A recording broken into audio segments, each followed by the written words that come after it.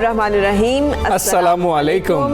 मैं फरा और मैं हमजा। आपको खुशामदीद कहेंगे सुबह सवेरे पाकिस्तान में। अच्छा फरा, वो कहते हैं ना कि फ़लाँ शख्स बहुत अंगुश्त बदनदा है, यानी कि बहुत हैरान है, और आज मेरी ये कैफियत है। और मुझे इस तरीके बिल्कुल ऐसे ही मुझे इस कैफियत से आज आप निकालें और व्यूअर्स भी निकालें कि जब हम स्टूडेंट थे, और वैसे भी यहाँ पर हम आमतौर पर देखते हैं कि जब हम बाइक चला रहे होते थे तो लोग कहते थे कि जी के लिफ्ट मांगते थे कि हम सीधा ही जा रहे हैं, तो वो कहते थे कि यहाँ तक जाना है, हम कहते थे हाँ यहाँ तक जाना है, तो हम उनको छोड़ देते थे।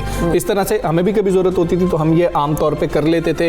ये बड़ी अच्छी बात होती थी कि हम किसी को लिफ्ट दे देते थे, फिर हमें भी लिफ्ट मिल जाती थी। आज जब मैं आ रहा था तो ऐसे ही मैंने कुछ देखा कि एक शख्स ने लिफ्ट मांगी, बाइक आ रही थी, बाइक वाले ने बाइक रोकी, उसको लिफ्ट दी। वो प्रैक्टिस जो मैं खुद करता रहा हूँ वो मुझे आज अजीब लगी कि क्या कोरोना के दिनों में ये अमल होना चाहिए या नहीं होना चाहिए। आपको चुभी ना ये बात, मुझे हैरत हुई। ये बिल्कुल वही सिचुएशन है हमजा, जो कि कल एक ड्रामा में देखती नहीं हूँ, लेकिन कल मैं अपनी कज़न के साथ बैठी हुई थी, हम दोनों, उसने ड्रामा लगाया हुआ था। देखते देखते अचानक एक बंदा उठा और उसने हैंडशेक किया और मेरा दिल किया टेलीविजन में से आवाज़ नहीं। लेकिन वो मुझे फिर याद है कि ये रिकॉर्डिंग पहले से हुई होगी, उस वक्त ऑब्वियसली कोविड की सिचुएशन नहीं थी। तो इसी तरह से जैसे आपके बात चुभी है ना, ये हम सबको अंदाज़ा नहीं हो रहा कि हमें अब अपनी ज़िंदगी को यकसर बदल लेने की ज़रूरत है। वो सब कुछ जो हम पहले करते थे उन सबको अनलर्न करना है हमने, कि ये जो पहले हो रहा था वो वक्त गुजर गया है, अब वो दिन नहीं रहे। अब जो सूरत हाल है वो बिल्कुल फ़र्क है। इसमें मदद का उनसर मौजूद है, लेकिन अब इस मदद के साथ ख़तरा भी मौजूद है। ये प्रैक्टिस हम खुद करते रहे हैं और ये होती रही है कुछ अरसे के लिए। इस प्रैक्टिस को अगर हम छोड़ दें तो मेरा ख्याल है वही बेहतर है। बिल्कुल सही है। और इसके साथ थोड़ी सी और चीज़ें ऐड कर देना, जो अमेरिका में सेंटर है फॉर डिजीज़ कंट्रोल, उन्होंने कुछ रिसर्च किया कि कोरोना कहाँ फैलता है और कैसे फैलता है। उन्होंने कहा जी इसका दो चीज़ों से ताल्लुक है, नंबर एक तो एक्सपोजर, नंबर दो जितनी देर आप एक्सपोजर रहा है। अगर आप लोगों से मिलजुल रहे हैं, अगर आप ऐसी जगहों पे हैं जहां हवा का गुजर नहीं है और वो कोई तंग जगह है, तो आप बच ही नहीं सकते। भले आपने मास्क पहने, आप कॉरिडोर्स में से गुजर रहे हैं, आप जिम कर रहे हैं, आप पार्टीज में जा रहे हैं, आप शादियां अटेंड कर रहे हैं, आप कहीं जा रहे हैं जहाँ लोग इकट्ठे हो रहे हैं, आप नहीं बच सकते। भले आप जितनी भी एहतियाती तदाबीर इख्तियार कर लें, अनटिल अनलेस आप सिर्फ एक मुख्तसर से टाइम के लिए ऐसे शक्ल दिखा के तो वापस निकल आए। अगर आप वहाँ रुके हैं तो आप नहीं बच सकते। फिर हमजा, उन्होंने कहा कि आपको खुद चूज़ करना है कि आपने हवादार जगहों पे रहना है या बंद कमरों में रहना है, भले वो फैमिली ही है। उन्होंने कहा है कि आपने ये चूज़ करना है कि आपने मुख्तसर अरसे के लिए मिलना ज़रूरी है, तो लोगों से मिलना है सिर्फ 2-4 मिनट, 4 मिनट से ज़्यादा का उन्होंने टाइम नहीं दिया कि आप गुजारें। फासला जो है वो अगर आपने रखा है 6 फुट कम से कम, तो भी आप 2-3 मिनट जो है वो बात कर सकते हैं, और बहुत ज़्यादा एहतियात। और बिल्कुल आप अगर हवादार मकामात पे मौजूद हैं तो वहाँ पर आप कम कोरोना रिस्क में हैं, लेकिन कमरों के अंदर, ऑफिसेस के अंदर, ये सब वो जगह है जहाँ पर ज़्यादा हमें रिस्क लगता है कोरोना का, और उन्होंने ये हमें बताया। सो प्लीज़, हमजा ने जिस चीज़ की तरफ पॉइंट आउट किया है, learn the new world order जो कि कोविड ने सेट किया है, और वो ये है कि एक दूसरे से दूरी इख्तियार करना इस वक्त हमारी मजबूरी है, उसको भी और ख़ुद को भी महफूज रखें। बिल्कुल। तो जी जनाब, कोरोना की हम बात कर रहे हैं तो आपको कोरोना से ही अपडेट कर देते हैं कि गुज़श्ता एक रोज़ की बात कर रहे हैं तो 60 अमवात रिकॉर्ड की गई हैं। कल हमने बताया था कि 89 अमवात हुई थी, आज 60 अमवात हुई। और आप देखें कि ये वो फिगर है जो कि जून जुलाई में रिकॉर्ड किया जा रहा था, जबकि लॉकडाउन किया गया, जब इस चीज़ की ज़रूरत महसूस की गई, और हमारी ये बरवक्त हिकमत अमली ही थी जिसने हमें मज़ीद नुकसान से अल्लाह के फजल से बचा लिया। लेकिन अब सूरत हाल ये है कि हम कारोबार भी खुला रखना चाहते हैं, और हमारी मजबूरी है, हमने अपने घरों को भी चलाना है, ख़ानदान की कफालत भी करनी है, तो बहुत ज़रूरी है कि हम इन चीज़ों के बारे में एहतियात बरतें। जो आपने सुबह बात की है ना टॉप स्टोरी, मतलब ओपनिंग में, हमजा, मुझे तो ड्राइवर के साथ बैठते हुए भी डर लगता है। ये जो मैं किसी का रोज़गार पे नहीं वो करना चाहती, लेकिन हम कैब्स ले लेते हैं, टैक्सी में बैठते हैं, हम राइड्स बुक करा लेते हैं, हमारे अपने घरों में ड्राइवर होते हैं, हमें नहीं मालूम है उनका एक्सपोजर क्या है। और कोशिश करेंगे वो आपको ऐसा शख्स मिल रहा है ना तो इसमें हिचकिचाने की ज़रूरत नहीं है, उसे कहेंगे भाई मेहरबानी करें मास्क आप पहन लें, कहने में कोई हर्ज नहीं है, ये ज़रूर करें। और अभी हम आपको ये बता रहे हैं कि पंजाब में ज़्यादा अमवात वाक़ हुई हैं। पिछले 24 घंटे में 2963 नए केसेस भी रिपोर्ट हुए हैं। केपी की डॉक्टर हैं आलिया सरफराज और सिंध यूनिवर्सिटी के साबिक vice chancellor professor doctor Mohammad Iqbal भी कोरोना के बायस इंतकाल कर गए। आपको बताने का ये सब मकसद ये होता है कि आप अंदाज़ा लगा लें कि ये सब लोग कितने इनको सहूलियात भी होंगी, इनके पास हर तरह की अपॉर्चुनिटी भी होगी कि ये बेहतर सहूलियात जो है हासिल कर सके, लेकिन वायरस इतना मोहलिक है कि ये नहीं तमीज़ करता है, ये नहीं मोहलत देता है, ये नहीं स्पेयर करता है। इसलिए प्लीज़ एहतियात करें, क्योंकि मुल्क भर में कोरोना के मुस्बत केसेस की शरह 8.58% रिकॉर्ड की गई है। कराची पहले, मीरपुर दूसरे और मुजफ्फराबाद तीसरे नंबर पर रहा है। NCOC के मुताबिक तशवीशनाक मरीजों की तादाद में तेज़ी से इजाफा हो रहा है। मुल्क भर में 305 मरीज वेंटिलेटर्स पर हैं। पंजाब में एक रोज़ में 41 मरीज जो हैं वो कोरोना वायरस के हाथों मौत का शिकार हो गए। बिल्कुल ऐसे ही। और लाहौर में SOPs की खिलाफ वर्जियों पर 33 होटल्स और 21 मैरिज हॉल सील कर दिए गए हैं। मुल्तान में कई दुकानों को सील किया गया और इस वक्त मुल्तान में भी बताया जा रहा है कि पंजाब में सबसे ज़्यादा ख़तरा शायद मुल्तान में ही है। और पेशावर में 3 रेस्टोरेंट सील किए गए हैं। मास्क के बगैर घूमने पर 44 शहरियों को जुर्माना कर दिया गया है। लेकिन हुकूमतें कितना कुछ कर सकती हैं, ये हमें ही करना है। एहतियात हमने करनी है और अपने लिए आप करें ना करें, अपनी फैमिली के लिए ज़रूर करें, अपने पेरेंट्स के लिए कीजिए, अपने बच्चों के लिए कीजिए। हम एक चीज़ ऐड करने की इजाज़त दूंगी आपसे यहाँ पे, वो ये है कि जब जैसे हम बात कर रहे थे ना कि गाड़ी में बैठते हैं और हमें डर लगता है कि हमें नहीं मालूम कि जो ड्राइवर है वो या उससे पहले गाड़ी में कोई पैसेंजर बैठा है तो वो इन्फेक्टेड ना हो और मजबूरी हमें लेना है राइड, तो बहुत ज़रूरी है कि हम गाड़ियों के शीशे खुले रखें। हालांकि मौसम सर्द है, लेकिन कोशिश करें कि गाड़ी भी वेंटिलेटेड रहे। गाड़ी को बिल्कुल बंद कर देना, हीटर चला के रखना, AC चला के रखना भी एक बहुत बड़ी वजह है इसकी ट्रांसमिशन की। 2 लोग भी अगर गाड़ी में बैठे हुए तो कोशिश करें कि गाड़ी की क्रॉस वेंटिलेशन होती रहे, शीशे खोल लें, मास्क लगा लें, गर्म कपड़े पहन लें, लेकिन इस तरह से अपनी। और अब ऐसा मौसम है कि हम ये अफोर्ड भी कर सकते हैं, हम शीशे नीचे कर सकते हैं। और अभी जानलेवा कोरोना वायरस के खिलाफ लड़ते इंसानों के लिए अच्छी खबर यह है कि बरतानिया में कोरोना वायरस की वैक्सीन लगाने का अमल शुरू हो गया है। फाइजर की वैक्सीन की पहली डोज लगवाने का एजाज़ 90 साला मार्गरेट कैनिन ने हासिल किया। और चूँकि मेरी बहन वहाँ पर NHS में काम करती है तो वो बता रही थी कि उन्होंने स्ट्रीमलाइन कर दिया है कि पहले जो है, और वो डॉक्टर्स से भी पहले जो पैरामेडिक स्टाफ है, जिसे आप नर्सिंग स्टाफ कहते हैं, उनको वो पहली डोजेस जो हैं वो लगाने जा रहे हैं। और ये यकीनी तौर पर एक बड़ी कामयाबी है। बरतानिया ने इस वक्त पूरी दुनिया में पहला मुल्क होने का जो है एजाज़ के जहाँ पे ये प्रैक्टिकली लगना शुरू हो गई हैं। वस्ती बरतानिया के एक अस्पताल में वैक्सीन लगाई गई। आपके सामने तस्वीर आप देख रहे हैं स्क्रीन पे मनाजिर, ये वो 90 साला खातून है जिन्हें पहली डोज लगाई गई है। और इस तरह से एक हिस्टोरिक मोमेंट है, ना सिर्फ बरतानिया के लिए बल्कि इंसानी तारीख के लिए, कि जब ये डोज लगाने की बारी आई तो 90 ईयर्स ओल्ड एक पेशेंट जो है उसने, हमारे यहाँ पे क्या होता है, मैंने क्या करना है, मुझे अब क्या ज़रूरत है, बस मेरे तो बस अब चल चलाओ के दिन हैं, बस अब अल्लाह को जो मंजूर वैसे ही। और दूसरी बहुत चीज़ें हैं जो अभी जब हमारी वैक्सीन आएगी तो वो जो मसाइल लोगों के होने वाले हैं ना, बरतानिया भर के अगर हम बात करें तो 70 अस्पतालों में सबसे पहले 80 साल से जो जायद उम्र के अफराद होंगे उनको ये वैक्सीन लगाई जाएगी। तिब्बी अमले को और केयर होम स्टाफ को वैक्सीन लगाई जा रही है। और फाइजर और बायोटेक की बनाई वैक्सीन इब्तदा में 8 लाख लोगों को लगाई जाएगी। और इसमें बरतानिया में लोग खासे खुश हैं, वो बहुत खुश हैं कि अच्छा हुआ कि वैक्सीन आ गई, क्योंकि जब लहर आई थी तो हमने यूरोप में देखा, बरतानिया में देखा कि हालात काफ़ी जो थे वो सख्त हो गए। हाँ, लेकिन ये देखें ना, उन्होंने अपने सीनियर सिटीजन्स को जो 80 साल से या 80 साल से ज़ायद या 80 साल या इसके अराउंड जो लोग हैं उनको प्रायोरिटी दी। फिर केयर होम, उनकी केयर करने वाले जो लोग हैं, उनसे जुड़े हुए जो लोग हैं, उनको उन्होंने पहले प्रायोरिटी दी कि इनको हम पहले सिक्योर करेंगे। सो ये एक अच्छे इक़दाम जो कि उन्होंने लिए हैं। लेट्स होप एंड विश कि पाकिस्तान में भी बहुत जल्द ऐलान इसका हो सके, बाकी दुनिया के ममालिक में भी हो सके। और जैसे कहते हैं ना, आजकल तो ग्लोबल साउथ की बात हो रही है, लेकिन चले थर्ड वर्ल्ड जो कंट्रीज़ हैं वहाँ पर भी इंसानी जानों को बचाने का कुछ बंदोबस्त हो सके। बरतानवी हुकूमत ने 4 करोड़ वैक्सीन डोज का ऑर्डर दिया हुआ था।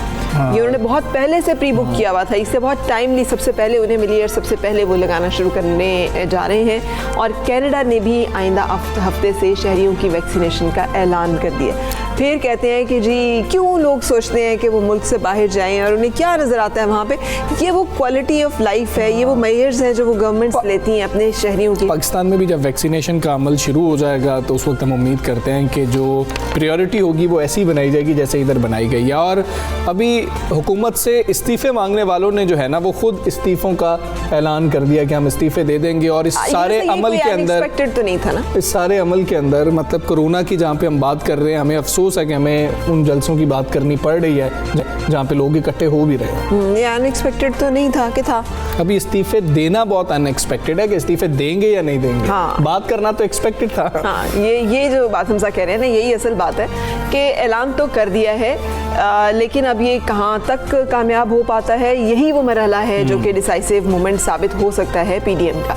मौलाना फजल रहमान का कहना है कि 31 दिसंबर तक अरकान असम्बली अपने इस्तीफे पार्टी कायदीन को जमा करा देंगे। पीडीएम इजलास के बाद न्यूज़ कॉन्फ्रेंस से खिताब में कहा कि 13 दिसंबर को मीनार पाकिस्तान में जलसा करके रहेंगे। बिल्कुल ऐसे ही है। मौलाना साहब ने क्या कहा वो सुना देते हैं।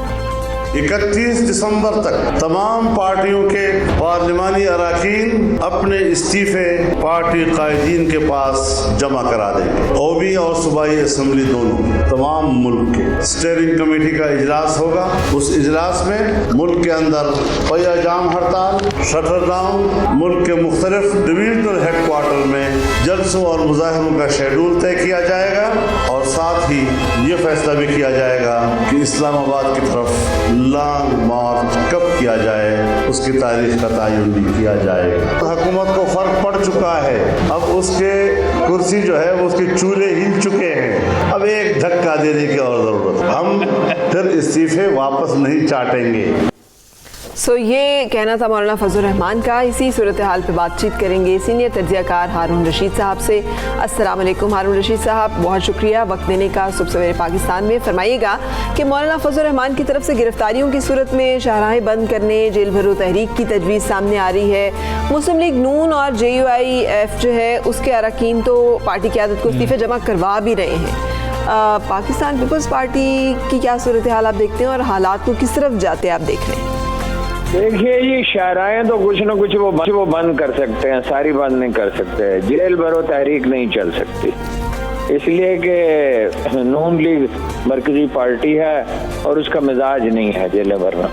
ऐसे लोग मुयस्सर नहीं होते। ये नसार है जलसे पर, जलसा कितना कामयाब होता है उसके लिए जोर वो पूरा लगा रहे हैं, पैसे बेपनाह खर्च कर रहे हैं। और ये ख्याल सही नहीं है कि सिर्फ सेंट्रल पंजाब से लोगों को लेके आएंगे, बहुत दूर दूर से लोगों को लेके आएंगे और ये उनके लिए ज़िंदगी और मौत का मसला है।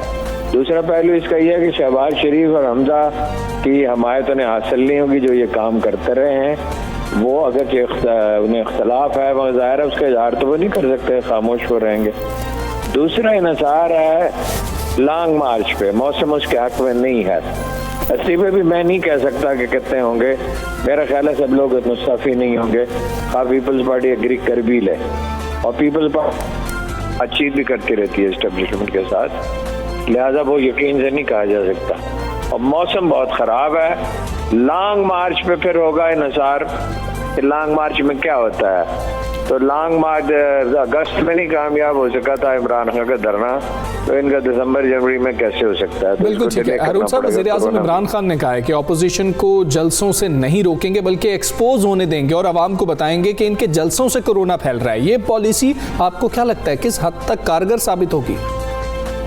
देखिए, कारगर कितनी होती है ये पॉलिसी, ये नहीं होती मैं नहीं कह सकता, लेकिन हुकूमत जो है वो जलसे रोकने की पोजीशन में ही नहीं है। और उसकी वजह ये नहीं है कि इमरान खान बड़े कमज़ोर हैं। ओवरऑल रियासत का ढांचा कमज़ोर हो चुका है, ना सिविल सर्विस कुछ मदद करती है, ना पुलिस मदद करती है।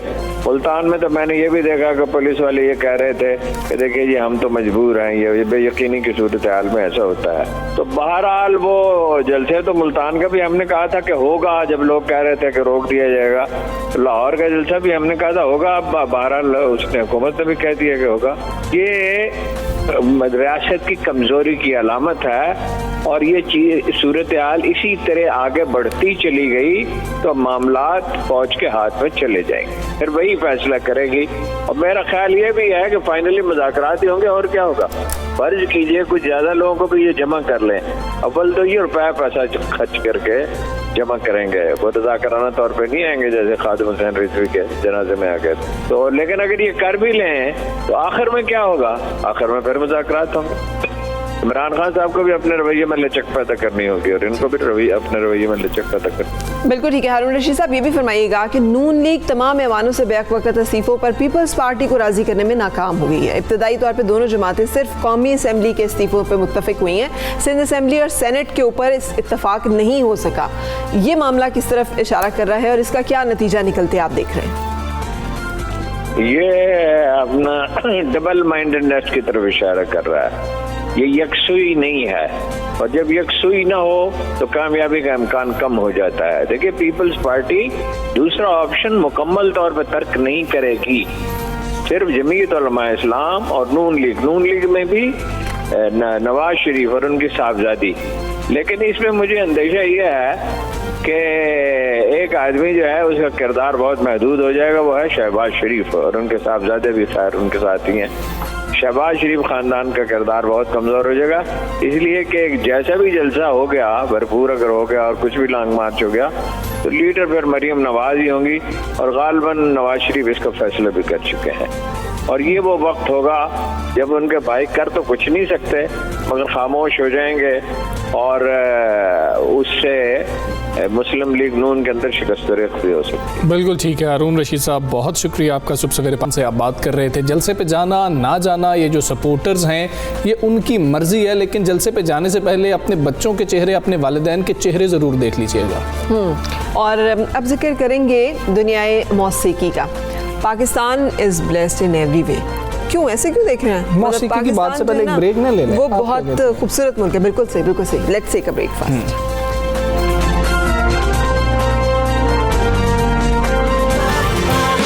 सुबह सवेरे पाकिस्तान, सुबह सवेरे पाकिस्तान।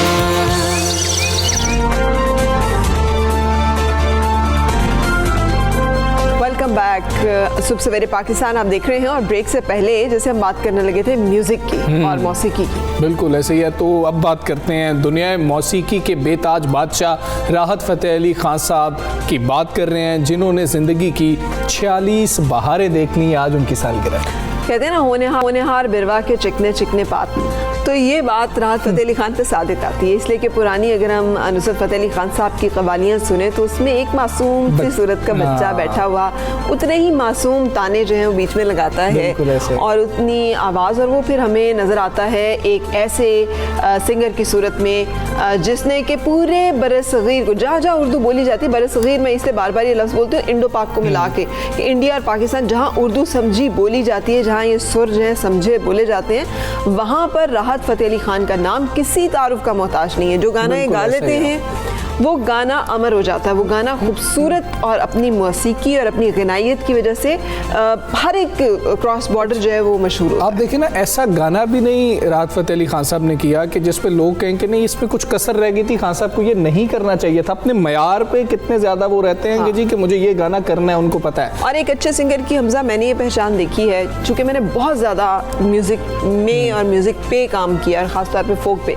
तो एक अच्छा सिंगर वो होता है कि जो वो गा लेता है ना, उसके बाद अगर 100 लोग भी वो गाना गाने की कोशिश करें तो आपको वो मज़ा नहीं आता जो आपने उससे सुना होता है, और आपको 1000 दफ़ा वो गाना सुनने के बाद भी ख्वाहिश होती है कि आप उससे दोबारा वो गाना सुने। ये अल्लाह ताला की तरफ से ख़ास अता होती है जो कि इस वक्त राहत फ़तेह अली खान साहब को हासिल है। ऑक्सफोर्ड यूनिवर्सिटी ने डॉक्टरेट की एजाज़ी डिग्री से भी आपको नवाजा। पूरे पाकिस्तान के लिए बड़ी फ़ख्र की बात है। फिर यूट्यूब पे इनका जो चैनल है वो 50 लाख सब्सक्राइबर है और वो बेहतरीन चल रहा है। अब हम उनको हैप्पी बर्थडे उनके साथ बात करते हुए ही बोलेंगे, सब कुछ हम बोलते रहेंगे, खान साहब कहेंगे कि पता नहीं क्या बोलते आ रहे। खान साहब अस्सलाम वालेकुम, हैप्पी बर्थडे। हमारी खुशकिस्मती है कि अपनी सालगिरह वाले दिन आपने हमें कुछ हक दिया है। खान साहब आपको मुबारक तो बहुत हो सालगिरह के दिन की, आप कैसे मनाएंगे ये दिन और वैसे कैसे मनाते हैं, मद्दाहों से क्या कहना चाहेंगे? Thank you very much to 92 news के उन्होंने मुझे बात कर रहे हैं, और मैं अपने बदाओं को बहुत शुक्रिया अदा करता हूं कि उन्होंने अपनी दुआओं में हमेशा मुझे याद रखा है और अपनी मोहब्बतों में हमेशा मुझे साथ रखा है। और मैं बहुत शुक्रगुजार हूँ अल्लाह ताला का। अल्लाह ताला के बाद नबी पाक सल्लल्लाहु अलैहि वसल्लम का की करम नवाजी है, उनकी रहमत है, और माँ बाप की दुआओं के बाद मेरे फैंस का जो ये प्यार है, और उन्हीं की प्यार की बदौलत जो है वो ये अल्लाह ताला इज्जत से नवाजता है। और मैं बहुत खुश हूँ कि सभी बहुत मुझे विश कर रहे हैं सभी लोग। और मैं अपनी बर्थडे जो है वो हमें अपनी फैमिली के साथ, बच्चों के साथ, वाइफ, बहनें, सभी लोग जो हैं वो इकट्ठे होते हैं, मैं उनके साथ बर्थडे अपनी सेलिब्रेट करता हूँ। खान साहब, यूट्यूब की बहुत ज़्यादा बात होती है। जब हम इंडो पाक की बात कर रहे होते हैं तो यूट्यूब को अब एक बड़ा मयार बना लिया गया। आपके 50 लाख सब्सक्राइबर्स हैं, इकट्ठे करने वाले आप पाकिस्तान के वाहिद और पहले गुलकार हैं। सोशल मीडिया पर आपके मद्दाह पूरी दुनिया में फैले हुए हैं। ये मशीनी रिश्ता आपको कैसा लगता है? मैं जी बहुत अगेन मैं अपने जो मद्दाह हैं उनका बहुत शुक्रिया अदा करता हूं कि उन्होंने हमारे पेज को सब्सक्राइब किया और पसंद किया। और मैं ये समझता हूँ कि ये बहुत अच्छी एक सोच है जिस बिना पे फेसबुक बना है या इस तरह इलेक्ट्रॉनिक मीडिया है, तो उसके ज़रिए से हज़ारों मीलों पे लोग बैठे होते हैं, हज़ार कोसों पे बैठे होते हैं लोग, मगर वो एक दूसरे से कन्वर्सेशन कर रहे होते हैं, बातचीत कर रहे होते हैं, एक दूसरे का हाल पूछते हैं। तो यही है, मैं समझता हूँ कि इससे बड़ी इंसानियत क्या होगी कि आप रोज़ाना जो है वो अपने फैन से हेलो हाय करें, उनकी खैरियत दरियाफ्त करें, अपनी खैरियत बताएं। बिल्कुल सही। खान साहब, आपने एक खलील रहमान कमर साहब का लिखा हुआ गाना ज़रूरी था, मोहब्बत भी ज़रूरी थी, बिछड़ना भी ज़रूरी था, आपने क्या उम्दा गाया। और वैसे तो कोई गाना आपका कम नहीं है, लेकिन इस एक गाने को अब तक 1 अरब से ज़ायद बार देखा जा चुका है। आपके ख्याल में इसमें क्या ऐसी ख़ास बात है और क्या आपको भी ये बहुत पसंद है? बस इसमें मैं कहूँगा कि हर चीज़ में जो है वो अल्लाह ताला की मेहरबानी और अल्लाह ताला का करम शामिल होता है। और जो अगर दुनियावी बात करें तो इसको बहुत दिल से गाया है मैंने, और कंपोजिशन इसकी बहुत अच्छी थी। सागले भगत ने बहुत अच्छी कंपोजिशन की है और लिखा खलील रहमान कमर साहब ने उससे भी बहुत बिल्कुल बहुत बिल्कुल। खान साहब, आपने अपने उस्ताद नुसरत फ़तेह अली खान साहब के दर्जनों मकबूल गीतों को दोबारा गाकर मौसीकी के शायकीन को महसूस किया। ख़ास तौर पर मशहूर कवाली सांसों की माला को बेहद सराहा गया, नए अंदाज से आपने उसको पेश किया। आपके लिए ये जिम्मेदारी कितनी अहम है और तजुर्बा कितना गैर मामूली रहता है? ये बिल्कुल गैर मामूली था, क्योंकि इतनी बड़ी कंपोजिशन को का जॉनर चेंज करना, मैं कहता हूँ कि ये लोहे के चने चबाने जैसा था। और इतना फूंक फूंक पे कदम रखा गया है इसको कि आजकल की जो जनरेशन गाना सुन रही है उसका टेस्ट भी जो है वो अनलाइक ना करें, वो भी लाइक करें। और जो खान साहब की कंपोजिशन को जानने वाले लोग हैं वो भी जो है वो हर्ट ना हो। इन दोनों चीज़ों का बड़ा ख्याल इसमें रख के तो अपने आप को फिर उस तरह से डालना बड़ा मुश्किल होता है।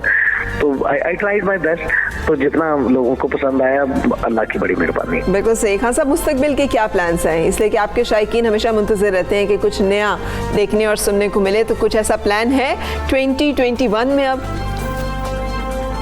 देखिए, मैं आर्टिस्ट वही होता है कि जो अलग अलग जॉनरा में ट्राई करे। मैं भी अलग अलग जॉनरा में ट्राई कर रहा हूँ और मैं चाहता हूँ कि डिफरेंट किस्म का म्यूज़िक जो है वो मेरे यहाँ से लोग सुने, जो कि मेरा जॉनरा नहीं भी है। मिसाल के तौर पे एग्जांपल ये है कि हाल ही में मैंने नशा गाने का नाम है, उसको हमने लॉन्च किया बलीव वालों ने। उसकी कंपोजिशन और पूरा एक चीज़ वो म्यूजिक तो मेरा था और लिरिक्स जो है वो मेरे कज़न ने जावेद अली ने लिखे, बहुत अच्छे हैं। और हमने उसको जॉनरा को पूरे एक फ्लेमेंको स्टाइल में, स्पेनिश स्टाइल में उसको म्यूजिकली कंपोज किया और मैंने उस स्टाइल में गाने की कोशिश की है और मजे का गाना है, लोग उसको भी पसंद कर रहे हैं। आखिर में आपसे जानना चाहेंगे कि कोरोना ने दुनिया की तकरीबन हर सनत को मसाइल से दो चार किया है। आपके ख्याल में मौसीकी की सनत किस हद तक मुतासिर हुई है इस आलमी वबा की वजह से? एक्चुअली मैं सही बताऊं, अगर कोई इंडस्ट्री, अगर आप हमारी हुकूमत अगर समझती है, इस इंडस्ट्री को इंडस्ट्री समझती है, क्योंकि टैक्स देते हैं ना हम सभी लोग, भर भर के टैक्स देते हैं हम लोग, तो टैक्स तो वो देता है जो इंडस्ट्री हो। तो अगर इसको इंडस्ट्री माना जाता है तो सबसे ज्यादा सफर इसी इंडस्ट्री ने किया है, म्यूजिक इंडस्ट्री ने, और शोबिज इंडस्ट्री ने सबसे ज्यादा सफर किया है। सबसे ज्यादा नुकसान जो है वो हमारी इंडस्ट्री को हुआ है। बिल्कुल बिल्कुल ठीक, राहत फ़तेह अली खान साहब, बहुत शुक्रिया, हैप्पी बर्थडे टू यू। वो कहते हैं ना कि जियो हजारों साल, साल के दिन हो 50,000। हाँ, मेरी गिनती हमेशा मेरी भूल जाती है, लेकिन happy birthday to you. You are pride, और हमें आप बहुत पसंद हैं। हम तमाम मौसीकी से और हमारे लिए फ़ख्र हैं आप हमारे जो है ना सर का ताज हैं, जो जहाँ भी जा रहे हैं हमारे पाकिस्तान का नाम रोशन हो रहा है। नो डाउट, आर्टिस्ट हमारे जो है वो इसी तरह से होते हैं। We must take pride in that. सुबह सवेरे पाकिस्तान, सुबह सवेरे पाकिस्तान।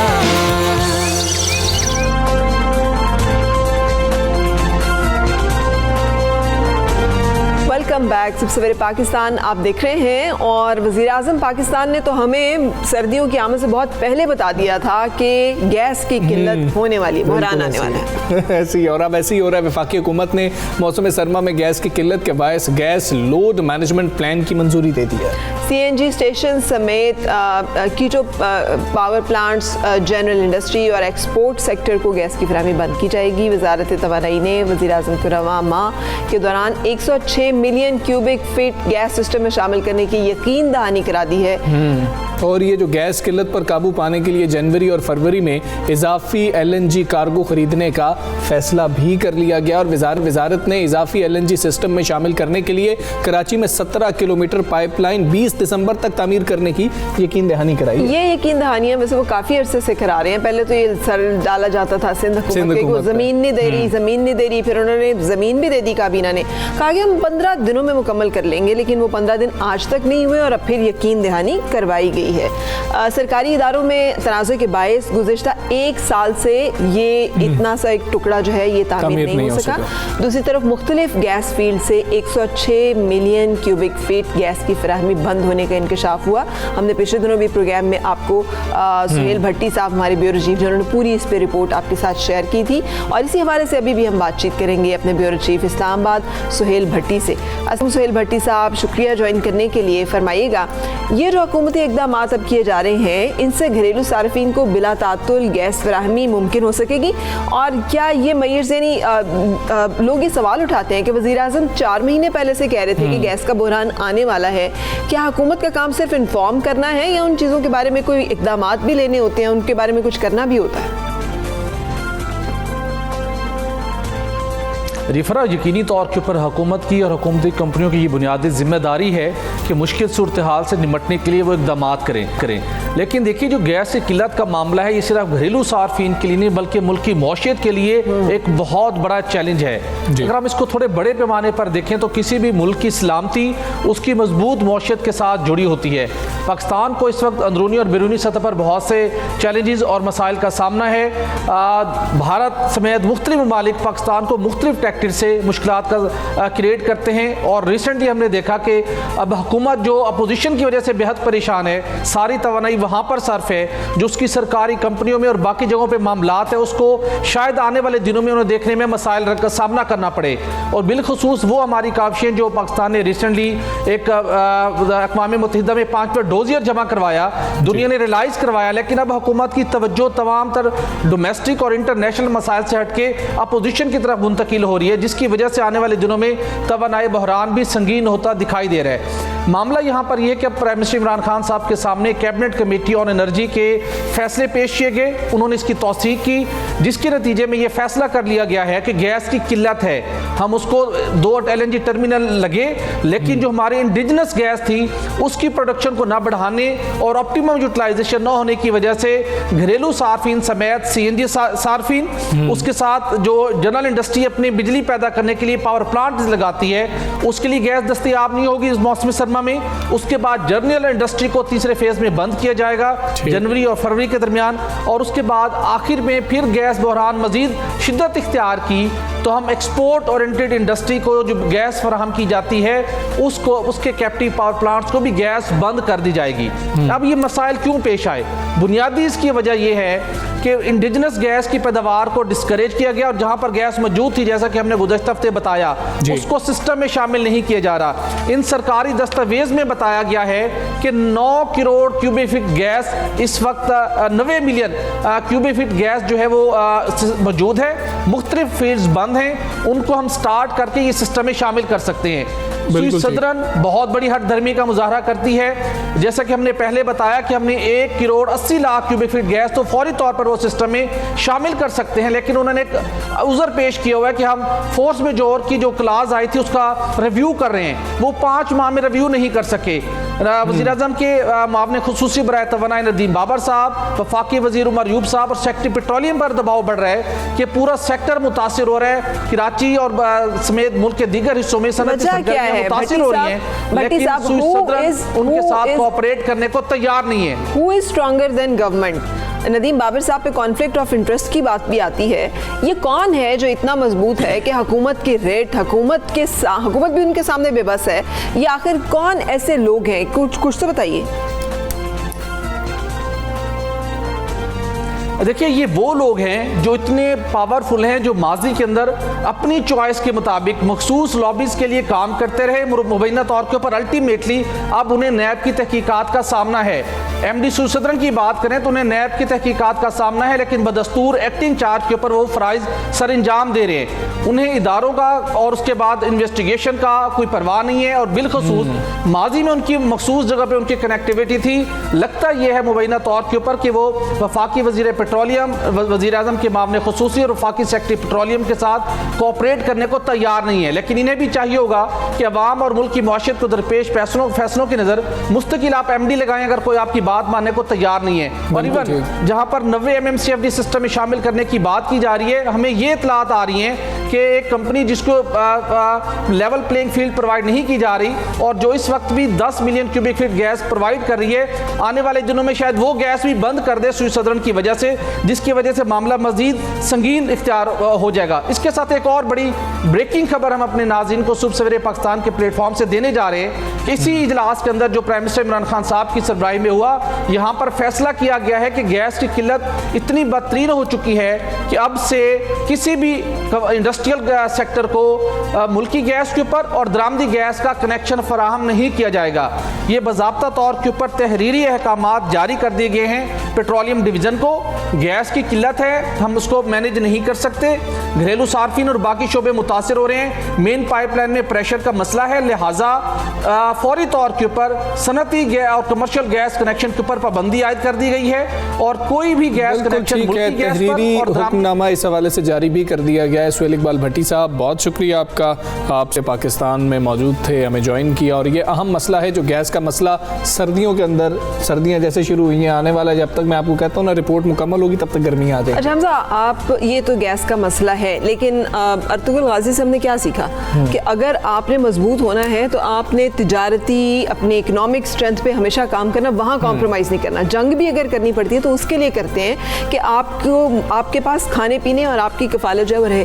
आपको पता है जमात अली शाह एक साहब होते थे, अब तो याद भी नहीं होगा लोगों को, ये उस टाइम पे थे जब इंडिया जो है बगलियार डैम समेत बहुत सारे ऐसे डैम्स बना रहा था जहाँ पाकिस्तान का पानी जो है उसके ऊपर इंडस वाटर ट्रीटी से बियॉन्ड जाके उन्होंने बहुत सारी चीज़ें की और ये उस वक्त यहाँ पर जिम्मेदार थे या इंचार्ज थे। खामोश बैठे रहे और उसके बाद उन्होंने कनाडा की सिटीजनशिप ले ली और आराम से निकल गए क्योंकि उन्हें शायद इस चीज़ के काम ना करने का कहा गया। जिम्मेदारियाँ हुकूमत की होती हैं क्योंकि हुकूमत ने वोट लिए होते हैं। खैर आगे चलते हैं, उम्मीद करते हैं कि जो गैस का मसला है इसमें कुछ आवाम को फ़ायदा होगा कि मसला हल हो जाएगा। जो आप फैसले किए गए हैं वो हो जाएंगे और वो पाइपलाइन मुकम्मल हो जाएगी 20 दिसंबर तक। जमात अली शाह जो है वो हर जगह बैठे हुए हो सकते हैं, हर जमात में मौजूद है, वो किसी के एजेंडे पे काम कर रहे हो, so we need to look into that. सुबह सवेरे पाकिस्तान, सुबह सवेरे पाकिस्तान। चलें अब शिमाली इलाकों में चलते हैं, कुछ इधर से निकलते हैं। वैसे ये कोई अच्छा नहीं, शिमाली इलाकों की सैर जो है ये खर्ची नहीं होने। शिमाली इलाके वैसे तो खैर, अब आपको ना हम किसी और वजह से लेके जा रहे हैं। तो अपने बेमिसाल कुदरती हुस्न की वजह से तो दुनिया भर में मशहूर है, मगर लजीज और खस्ता जो यहाँ की ट्राउट मछली है वो भी इन इलाकों की खास सौगात। आपने खाई है? मैंने नहीं खाई। मैंने सवात रिवर के ऊपर बैठकर ताज़ा ताज़ा जो निकलती है ट्राउट मछली, उसका बारबेक्यू खाया। साफ सुथरी थी भाई, आप उस टेस्ट को आप दुनिया की किसी मछली के टेस्ट के साथ कंपेयर नहीं कर सकते। Not even Norwegian salmon fish, वो इतनी कोई डिलाइटफुल ये वो है। और वहाँ पे बहुत सारी हैचरीज हैं ट्राउट्स की, अगर आप जाएँ उस इलाके। लेकिन अब एक अच्छी खबर उनके लिए नहीं है कि माहौलियाती आलूदगी और गैर कानूनी इमारतों की तामीरात के बायस वादिया कागान और दरिया कुनहार में ट्राउट मछली की किल्लत बढ़ती जा रही है। और इस पर मुतालिका हुकाम भी एक्शन में आए हैं। कागान डेवलपमेंट अथॉरिटी ने सबसे पहले वादी का माहौलियाती सर्वे मुकम्मल करवाया, जिसके बाद वहाँ नेशनल हाईवे अथॉरिटी की 2005 में तामीर करदा कसीरुल मंजिला इमारत को सील कर दिया गया। और अथॉरिटी के मुताबिक ये इमारत महफूज जंगलात, दरिया कुनहार के कुदरती बहाव और उसमें मौजूद मछलियों के बहाव को नुकसान पहुंचा रही है। इसके अलावा अथॉरिटी ने वादी कागान में 500 इमारतों और मानसहरा नारान जलखड रोड पर 50 ऐसी इमारतों की निशानदही भी की है। ये दरिया कुनहार जो है इतना तेज दरिया है, और पिछले दिनों अभी जब आया था ना सैलाब, तो आपने देखा था बहुत सारी बिल्डिंग्स उस दरिया के बीच में फंसी हुई। वो उसकी वजह यही है कि नाजायज तौर पे उसको बढ़ा लिया जाता है, खास हद से आगे गैर कानूनी तामीरात होती हैं, फिर वो नाकस तामीर होती है, फिर जब वो इस तरह से कुदरती बहाव के रास्ते में रुकावट डालती हैं और फिर वो गिर जाती हैं इमारतें, तो जानी और माली नुकसान भी होता है और एक खामखा का तमाशा भी बनता है। तो मतलब वो इंतजामिया भी वहाँ पे बेबस होती है कि क्या किया। ये नापैद नहीं होनी चाहिए ये नस्ल, और ताकि मैं भी इसको खा सकूं, आप लोग भी इसको खा सकें। और इंशाल्लाह ये जो इक़दामात उठाए जा रहे हैं, इसके बाद उम्मीद है कि वो मैं तो बहुत जल्द इसको खा सकूंगा इंशाल्लाह। लेकिन ये वाकई मैं आपको सही कह रही हूँ कि वहाँ पे वो जो लकड़ी की भी एक मखसूस खुशबू होती है, पाइन ट्री की जो लकड़ी होती है, उसके ऊपर जब इसका बारबेक्यू होता है ना, बड़ा शानदार होता है, बड़ा नहीं। अब मैं मजीद इसमें जो है ना, मैं इसमें मजीद उलझता जाऊंगा तो मैं कराची वालों की एक बिरयानी है, और वो बिरयानी मैंने सुनी जब फरा, तो मैंने वैसी बिरयानी नहीं खाई हुई, और ये पसंदीदा डिश वैसे तो है, और शहर में एक से बढ़कर एक बिरयानी बनाने वाले हैं, मगर ये एक नली बिरयानी है, उसकी धूम मची हुई है। मैंने नहीं ये बिरयानी खाई। अच्छा, मैंने भी ये नहीं खाई। लेकिन ये नली बिरयानी क्या है जी, जिसने अपने लजीज जायके से पूरी दुनिया या कराची के रहने वालों को अपना दीवाना बना रखा है। कहते हैं 12 मसालों से बनी होती है बीफ बिरयानी, और इस पर नली डालकर जो है वो खाई जाती है। यानी कुछ निहारी और बिरयानी का कोई ब्लेंड मुझे लग रहा है कि ये नली डाली जाती है। कैसी बिरयानी है? चांद नवाब दिखाइएगा हमें ये बिरयानी कैसी है।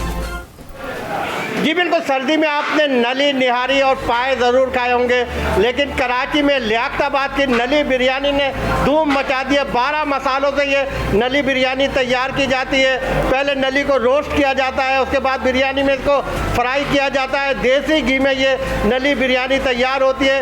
पूरे मुल्क से लोग यहाँ नली बिरयानी खाते आते हैं। कराची के दूर दराज इलाकों से अपने दोस्तों के साथ, फैमिली के साथ सर्दी में नली बिरयानी ज़रूर खाते हैं, इंजॉय करते हैं। यहाँ नली बिरयानी के लिए जो है यहाँ पर SOP पे भी अमल दरामद किया जा रहा है। लोग घरों के लिए भी, अपनी फैमिलीज के लिए ले जाते हैं, दोस्तों के लिए ले जाते हैं। तकरीबात जो होती है सर्दी में, उस नली बिरयानी से तवाज़ो की जाती है दोस्तों की और अहबाब की। जी बिल्कुल ठीक है चांद नवाब, बहुत शुक्रिया आपका। मज़े की चीज़ लग रही है, यकीनन ये भी खानी पड़ेगी। पर हाँ, लेकिन अब देसी घी से मुझे लगा एक ज़माना था बड़ा मिथ क्रिएट कर दिया गया, देसी घी नहीं खाना चाहिए, लेकिन देसी घी बहुत अच्छा है। अब आके doctors are coming back to it कि उसमें गुड कोलेस्ट्रॉल जो है वो होता है। सो जो चीज़ें हिकमत से भरपूर हैं उनको ज़रूर अडॉप्ट। बिल्कुल, अभी हमें एक ब्रेक लेनी है, स्टे विद अस।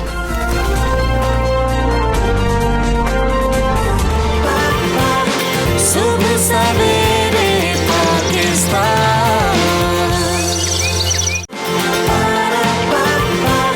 सुबह सवेरे पाकिस्तान।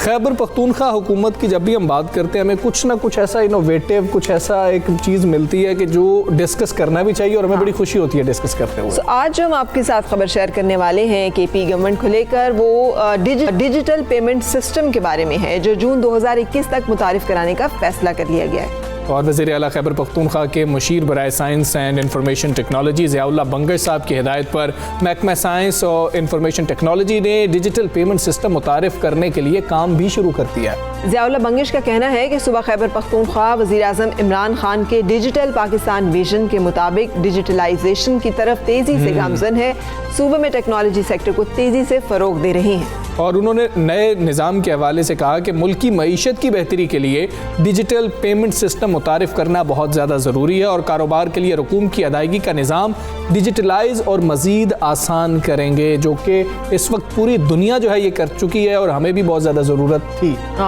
ज़रूरत थी भी और है भी, लेकिन चूँकि मेरा ख्याल है मुझ समेत बहुत सारे लोगों को नहीं समझ आया कि डिजिटल पेमेंट सिस्टम क्या है, तो इस हवाले से हम बातचीत करेंगे वज़ीर आला खैबर पख्तूनख्वा के मुशीर science and information technology Ziaullah Bangash से। गुड मॉर्निंग ज़ियाउल्लाह बंगश साहब, और शुक्रिया सुबह सवेरे पाकिस्तान के लिए वक्त देने के लिए। फरमाइएगा, डिजिटल पेमेंट सिस्टम के कौन से ऐसे फीचर्स हैं जो आम डिजिटल बैंकिंग से नहीं मिलते? क्या क्या चीज़ है ये, इसके बारे में थोड़ा हमें बता सकेंगे? जी बिल्कुल, बहुत शुक्रिया आपका। सबसे पहले मैं ये शेयर करूंगा कि जैसे हमने पहले ये कहा था कि दुनिया में जो डिजिटल पेमेंट्स का जो सिलसिला है वो काफ़ी हद तक वहाँ पे राइज है, पाकिस्तान में भी राइज है। और कोविड का जो पहली लहर आई तो उसमें सबसे ज़्यादा जो ज़रूरत महसूस की गई वो यही थी कि आप घर बैठे आपको आपकी जितनी भी ज़रूरियात की जो चीज़ें थी, आपने स्टोर से आपकी यूटिलिटी बिल्स सारी चीज़ें ये आपको घर बैठे ही करनी थी। तो उस पर पहले फेज़ में हमने ये किया कि हमने एक पायलट फेज़ हमने किया और वो हमने पुलिस डिपार्टमेंट के साथ उसकी ई चालान जो इनका सिस्टम था वो पहले हमने डिजिटलाइज किया। और वो टेस्ट फेज़ था हमारा कि जी हम चेक करते हैं कि ये जो सिस्टम है यहाँ पर कितना मौसर होता है, तो उस पर हमें बहुत ज़्यादा कामयाबी मिली। और उसके बाद फिर उसको उसी सिस्टम को हम आगे लेकर आए और BRT में उसको हमने इम्प्लीमेंट किया। आपके जितने भी सिस्टम थे BRT में अब वो सारी डिजिटलाइज हैं। इसके बाद जब हमने देखा कि प्रोसेस हमारा ये कामयाबी की जानिब चल पड़ा है और उसके बाद फिर ये हुआ कि हमने चीफ मिनिस्टर साहब को ये सारी प्रेजेंटेशन दी कि जो पायलट फेज था वो हमारा कामयाब हो गया है। अब उसको हम पूरे सूबे के लेवल पर इसको हम फैलाना चाह रहे हैं और पूरे सूबे के जो पेमेंट सिस्टम है वो सबको हम पेमेंट पर हम लाना चाह रहे हैं, पेमेंट या डिजिटल पेमेंट जिसे कहते हैं, तो उस पर लाना चाह रहे हैं। तो वज़ीर आला साहब ने उसकी हमें अप्रूवल दी। और उसके बाद अब यह है कि हमने जून 2021 तक जितने भी हमारे पेमेंट मोड हैं, वो चाहे सरकारी हैं, वो चाहे आपके प्राइवेट बिजनेसेस हैं, आपके जितने भी आपके सिस्टम हैं। अच्छा, मैं ये भी आपको बता दूं कि इस वक्त पाकिस्तान में बहुत सारे इस तरह के सिस्टम मौजूद हैं, लेकिन उसको अभी हम उसको इंटीग्रेट कर रहे हैं हुकूमती उस पूरे एक सिस्टम में, एक सुपर ऐप जिसे आप कह सकते हैं, उसको हम उस पर लेकर आ रहे हैं। इसमें ये होगा कि एक तो जैसे अभी बैक एंड पे मैं आपको ये भी आप लोगों के साथ शेयर कर दूं कि सिटीजन फैसिलिटेशन सेंटर्स हम बना रहे हैं और उसकी बैक एंड पे जितनी भी डिपार्टमेंट्स हैं उन सबको ऑलमोस्ट हमने डिजिटलाइज कर दिया है। और अभी लास्ट हमारे 10 डिपार्टमेंट्स जो है उसको भी जो सरकारी हमारे इदारे हैं उसको भी हम कन्वर्ट हमने कर दिया है और जनवरी तक वो भी इन प्लेस हो जाएगा हमारे। जी बंगश साहब, ये फरमा दीजिएगा कि पाकिस्तान के अंदर और KP के अंदर भी बहुत ज़्यादा तादाद है लोगों की जो टेक फ्रेंडली नहीं है, उनके लिए इसको आसान किस तरह बनाया जाएगा कि उनको समझ आ सके, और दूसरा इसको महफूज कितना बना दिया जाएगा कि ये हैक ना हो सके, क्योंकि पैसों का मामला होता है तो उसके अंदर हम देखते हैं कि मसाइल काफ़ी आ जाते हैं। उसके लिए क्या काम किया जा रहा है, क्या इकदाम उठाए जा रहे हैं? इसके लिए मैं आपको बता दूं कि हमारे KP IT बोर्ड में हमारा अपना साइबर सिक्योरिटी एक सिस्टम हमने बनाया हुआ है और उसको हमने ये जिम्मेदारी दी हुई है कि जितने भी हमारे सरकारी जो पहले ये था कि हर वक्त हमारे सरकारी जो वेबसाइट से उस पर हमले हो रहे थे तो उसको पहले फेज़ में हमने उसको महफूज बना दिया है, हमारा जो साइबर सिक्योरिटी सिस्टम है उससे महफूज कर दिया है। अभी इस डिजिटल पेमेंट को जो हम लेकर आ रहे हैं तो वो भी हमने लिंक किया हुआ है अपने साइबर जो सिक्योरिटी सिस्टम है उसमें। कोशिश ये है कि किस तरीके से भी हमारा जो डिजिटल मामला चल रहे हैं उसमें किसी किस्म की भी कोई इस तरह खदशा ना हो कि कोई इसको हैक कर ले, कोई बैंकिंग सिस्टम को हमारा इस तरीके से हैक कर ले। तो पूरा एक बैकएंड पे हम पूरा एक सिस्टम लेकर आए हुए हैं। तो कोशिश यही है कि हमारे सूबे में इसको पहले हम लेकर आएँ और उसको फिर कन्वर्ट उसको फैला दें हम पूरे पाकिस्तान के लिए। जो इमरान खान का जो डिजिटल पाकिस्तान का विजन है, तो डिजिटल केपी पे ऑलमोस्ट हम इसको तकरीबन 60 से 70% तक हम इसको लेकर आ चुके हैं। और अभी का जो फेज़ अभी हम इसको लेकर जा रहे हैं तो ये फैल जाएगा पूरे खैबर पख्तूनख्वा में। और जून 2021 तक हमने टाइम दिया हुआ है और इसमें तमाम डिपार्टमेंट्स को भी आगाह कर दिया गया है। तमाम जितने हमारे प्राइवेट बंगे साहब ये फरमा दीजिएगा कि फ्रीलांसर जो हैं वो ये बहुत ज़्यादा शिकायत करते हैं कि पाकिस्तान में पेमेंट मेथड्स मौजूद नहीं है, जिसकी वजह से उनको बड़ी मुश्किलात का सामना करना पड़ता है। फिर जो उनके पास रकम आ रही होती है, जो चीज़ वो कमा रहे होते हैं, वो कहीं पर रिकॉर्ड भी नहीं हो रही होती, तो फिर वो टैक्स नेट में भी नहीं आ रहे होते। क्या ये पेमेंट मेथड्स जो हैं ये उनके लिए भी कुछ आसानी करेंगे कि उनको भी रिकॉर्ड में लाया जा सके, शामिल किया जा सके टैक्स के अंदर? जी बिल्कुल। इस पे चूँकि ये इस पर बहुत ज़्यादा हमने कोशिश भी की है और फेडरल गवर्नमेंट के साथ हम इस पे लगे हुए थे। पेपाल का जो एक बहुत बड़ा एक जो प्राइवेट सेटअप है, तो उसमें फेडरल गवर्नमेंट के साथ हम मिलकर, जाहिर बात है कि फ्रीलांसर्स के लिए बहुत ज़्यादा हमारे इश्यूज थे और काफ़ी हद तक इसको हम सॉल्व कर भी चुके हैं। और हुकूमती सतह पर हमने पेपाल को भी और दूसरे ऐसे जो पेमेंट मोड हैं जिस पे हमारे फ्रीलांसर्स को बहुत ज़्यादा आसानी हो रही है।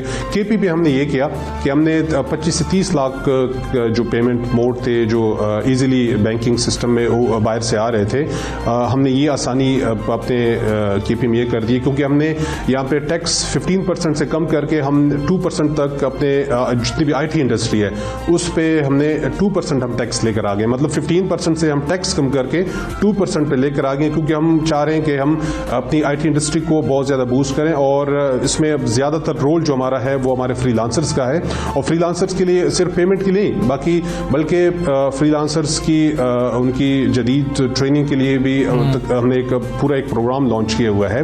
हम फ्रीलांसर्स को ट्रेन कर रहे हैं, फिर बहुत सारे इदारों के साथ मिल के फ्रीलांसर्स के लिए उनकी इक्विपमेंट उनको इक्विप कर रहे हैं, नई जदीद टेक्नोलॉजीज उनके इक्विप, क्योंकि ये हमारे फ्रीलांसर जो है ये हमारी इकॉनमी में बहुत ज़्यादा हमें सपोर्ट दे रहे हैं। क्योंकि इनके जितने ज़्यादातर इनके जो प्रोजेक्ट्स होते हैं वो बाहर से वो लेकर आ रहे होते हैं, तो सारा पैसा उनका बाहर से आ रहा होता है और हमारी इकॉनमी में वो बहुत ज़्यादा हमें सपोर्ट दे रहे हैं। तो इस पर हमने बड़ी वर्किंग की। बिल्कुल ठीक है, इक़दामात इस हवाले से उठाए जा रहे हैं। मुशीर science and information technology Ziaullah Bangash साहब हमारे साथ मौजूद थे। बहुत शुक्रिया आपके वक्त का। वो कहते हैं ना, दौड़ो ज़माना चाल क़यामत की चल गया। सो हमें अब कैच अप करना है उन तमाम टेक्नोलॉजिकल एडवांसेस के साथ जहां दुनिया अब पहुंच चुकी है। सुबह सवेरे पाकिस्तान, सुबह सवेरे पाकिस्तान। और अब कुछ बात करेंगे कौमी एयरलाइन की, जहां मुलाजमीन की तादाद कम करने के लिए रज़ाकाराना अलहदगी स्कीम का बाकायदा आगाज़ कर दिया गया। अच्छा, मुलाजमीन को इस स्कीम से फ़ायदा उठाने के लिए 14 दिन का वक्त दिया गया और PIA इंतज़ामिया के मुताबिक स्कीम से PIA के 58 साल से कम उम्र के जो मुस्तकिल मुलाजमीन है वो फ़ायदा उठाने के अहल होंगे। और मुलाजमीन जो है VSS से फ़ायदा उठाने के लिए 22 दिसंबर 2020 तक दरख्वास्त दे सकते हैं। मुलाजमीन को VSS स्कीम में वाजिबात का तखमीना जो है 30 नवंबर 2020 को ली जाने वाली तनख्वाह से लगाया जाएगा। और PIA ऑफिसर्स एसोसिएशन के जनरल सेक्रेटरी सफदर अंजुम ने इल्ज़ाम लगाया है कि PIA इंतज़ामिया मुलाजमीन को मामूली बातों पर सख्त तरीन सज़ाएँ और बैरून शहर तबादलों के ज़रिए डरा धमका रही है ताकि वो खौफज़दा होकर खुद ही मुलाजमत छोड़ दें। बिल्कुल सही। तो इस हवाले से बातचीत करेंगे हम। हमारे साथ हैं जनरल मैनेजर PIA अब्दुल्ला साहब। अस्सलाम वालेकुम, गुड मॉर्निंग अब्दुल्ला साहब, thank you for joining us in Subah सवेरे पाकिस्तान। ये रज़ाकाराना तौर पे अलहदगी के लिए भारी रकूम मिलने की ऑफ़र की जा रही है, गवर्नमेंट ऑफ़र कर रही है, लेकिन मुलाजमीन इंतज़ामिया से फिर भी नाखुश क्यों हैं? नहीं, इंतज़ामिया से नाखुश तो बिल्कुल भी नहीं है। देखें, बात यह है कि बहुत सारी चीज़ें जो है टफ डिसीजंस ऑब्वियसली जो ऑर्गेनाइजेशन की सिचुएशन है उस पर लेने नागुज़ीर हैं। PIA अब जैसे आप सारे जानते हैं पिछले कुछ 10-15 साल से कोई इतनी अमेजिंग परफॉर्मेंस नहीं दिखा रही थी कि हर चीज़ बेहतरीन जाती हो। आपको बहुत अच्छे तरीके से पता है कि PIA के बड़े सुवेयर किस्म के फाइनेंशियल चैलेंजेस थे। उन चैलेंजेस की वजह से PIA बेयरली सर्वाइव कर रही थी। इट्स ओनली रिसेंटली कि आपकी परफॉर्मेंस के नंबर्स थोड़े से बेहतर होने शुरू हुए और उसके बाद जिस तरह हम लोगों की तनख्वाहें थोड़ी सी रेगुलर होगी, अदरवाइज तो सिचुएशन ज़रा थोड़ी सी गंभीर थी। दूसरी बात जो एक बड़ी इंपॉर्टेंट यहाँ पे समझने वाली है वो ये कि ओवर द ईयर्स, और ये आप लोग खुद रिपोर्ट करते नहीं, ऐसा नहीं है कि जो मैं आपको बताऊंगा ना पहली दफ़ा इस पर सरप्राइज हूँ। ओवर द ईयर्स PIA के अंदर अकाउंटेबिलिटी बहुत कमज़ोर हुई हुई, इसीलिए आपको बहुत सारे केसेस नजर आते थे, इसके लिए आपको बहुत सारी चीज़ें नजर आती थी जिसको आप और आपकी तरह के दीगर जो मीडिया आउटलेट्स हैं वो बड़ा कवर भी करती थी। PIA के अंदर अकाउंटेबिलिटी अब थोड़ी सी क्रिएट होनी शुरू हुई है। अकाउंटेबिलिटी और रिस्पॉन्सिबिलिटी दोनों क्रिएट होनी शुरू हुई है। जो चीज़ किसी ना किसी चीज़ के अंदर है, इन्वॉल्व है, उसके ऊपर एक्शन लिया जा रहा है रिगार्डलेस उसकी एसोसिएशन किसी पॉलिटिकल पार्टी के साथ है या वो बगैर उसके ऊपर। इसीलिए जिस तरह आप कोट करते हैं कि बहुत सारी इस तरह के लोग जो कि खुद, जिस तरह अभी आपने थोड़ी देर पहले नाम दिया था, जो खुद PIA के अंदर आतिश ज़दगी के अंदर बाय द वे आपको सुन के हैरत होगी इन्वॉल्व थे, और अब उन्होंने एक बयान दिया जो कि आपने भी थोड़ी देर पहले पढ़ के बताया। ऐसे लोगों के लिए खतरा है, लेकिन जो लोग सही काम करते हैं, जो लोग सर झुका के काम करते हैं, जो लोग परफॉर्मर हैं, वो तो बहुत खुश हैं। अगर आप PIA के अंदर आके एक सर्वे कंडक्ट कराएं, और ये नहीं है कि मैं बैठ के इस टाइम पे कह रहा हूँ, अगर वो आप आके कंडक्ट कराएं तो आपको खुद पता लगेगा कि सिचुएशन बहुत बेहतर है, तनख्वाहें नॉर्मल टाइम से आ रही हैं और बाकी सिचुएशन। हाँ साहब, ये फरमा दीजिएगा यहाँ पर, ये जो रज़ाकाराना स्कीम है इसके तहत कुछ अहम लोग होते हैं जो एक इदारे की ज़रूरत होते हैं, अगर उन्होंने इससे फ़ायदा उठा लिया, उन्होंने खैर बात कहने का फ़ैसला कर लिया, तो फिर PIA क्या करेगा? या इंतज़ामिया ने उन लोगों को पहले ही रोक लिया कि आप लोगों ने फ़ायदा नहीं इससे उठाना?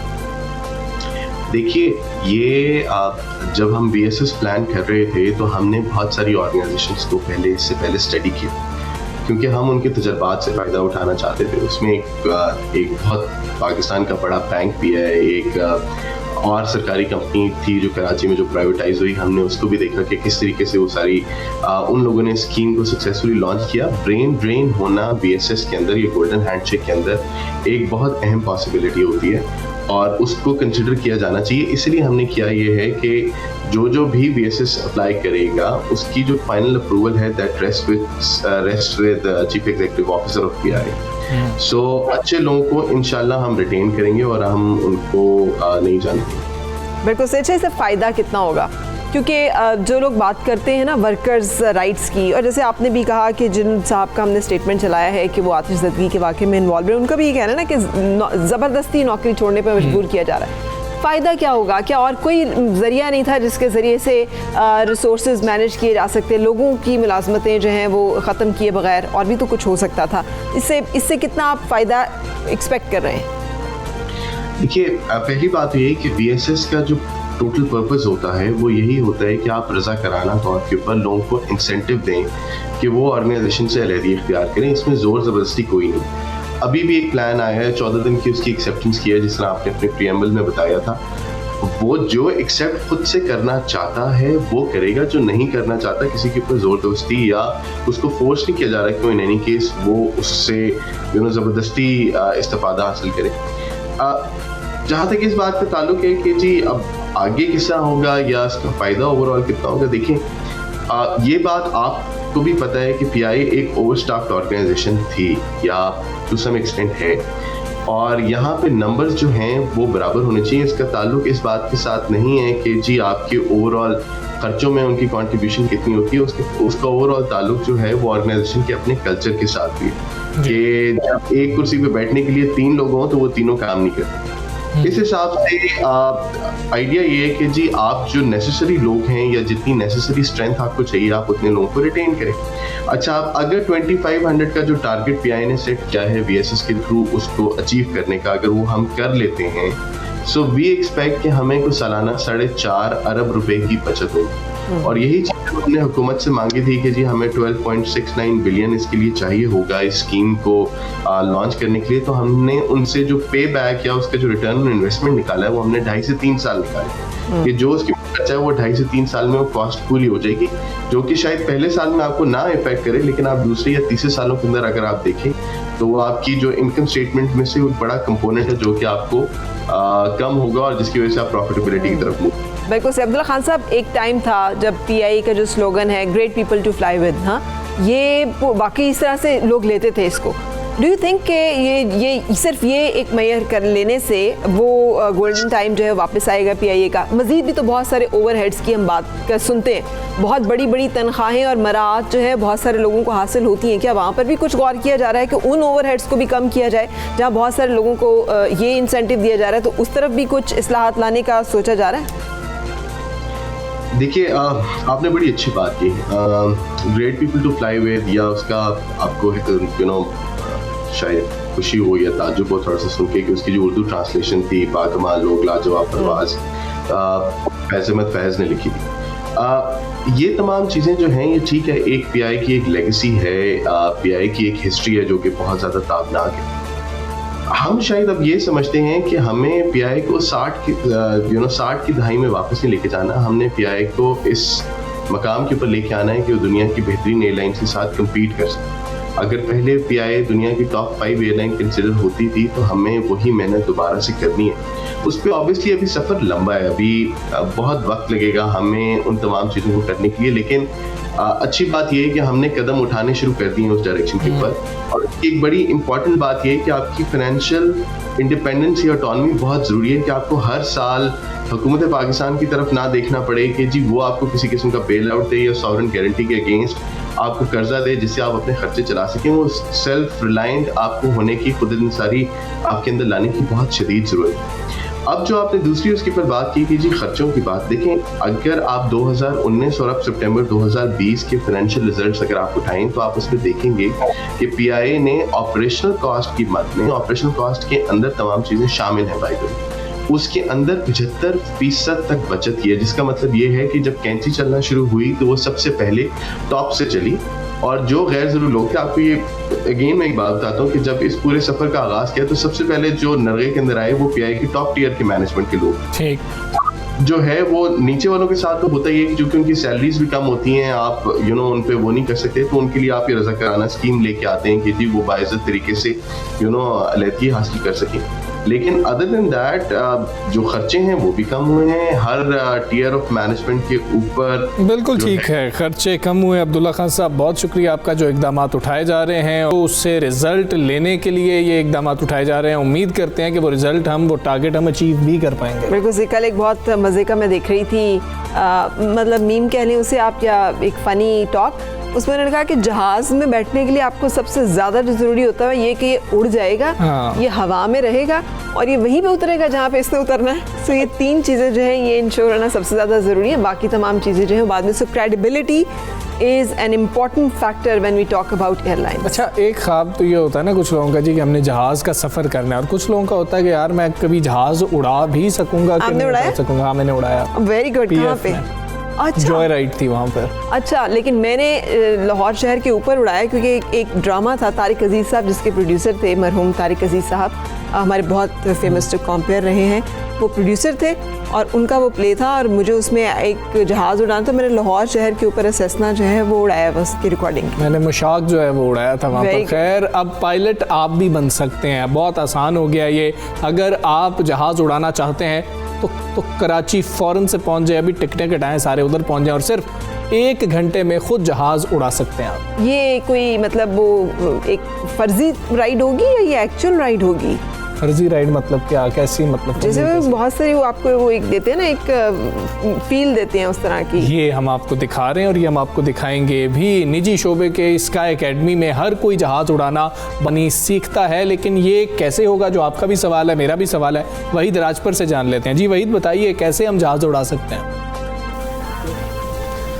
आज बचपन में हर किसी की ख्वाहिश होती है कि मैं बड़ा हो के पायलट बनूं, लेकिन माली वसाइल समेत दीगर जो इश्यूज़ होते हैं, इस वजह से ये ख्वाहिशात पूरी नहीं हो पाती। लेकिन कराची में इस फ़ाइन अकेडमी की जानिब से वन डे पायलट कोर्स जो है मुतारफ़ करवाया गया है।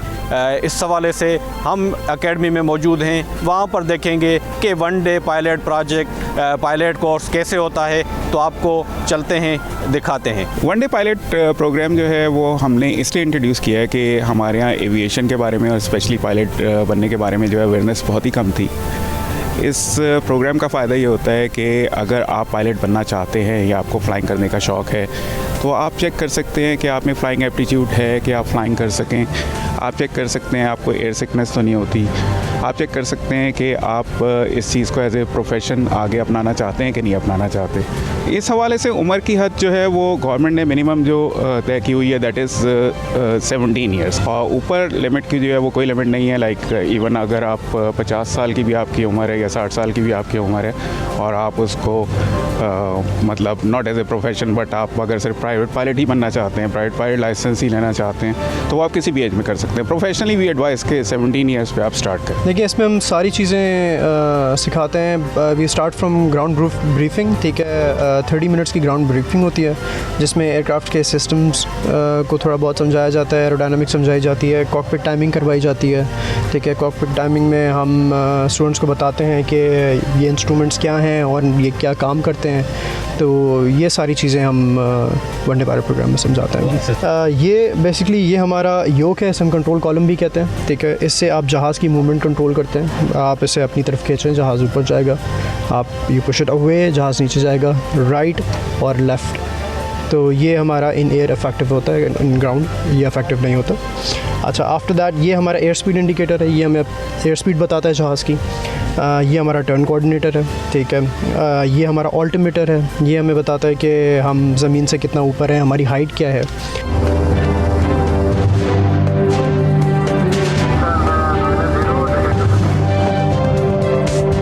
मैं हमेशा से CPL कमर्शियल पायलट लाइसेंस का हमेशा से मुझे बहुत शौक़ था कि आई शुड ट्राई इट।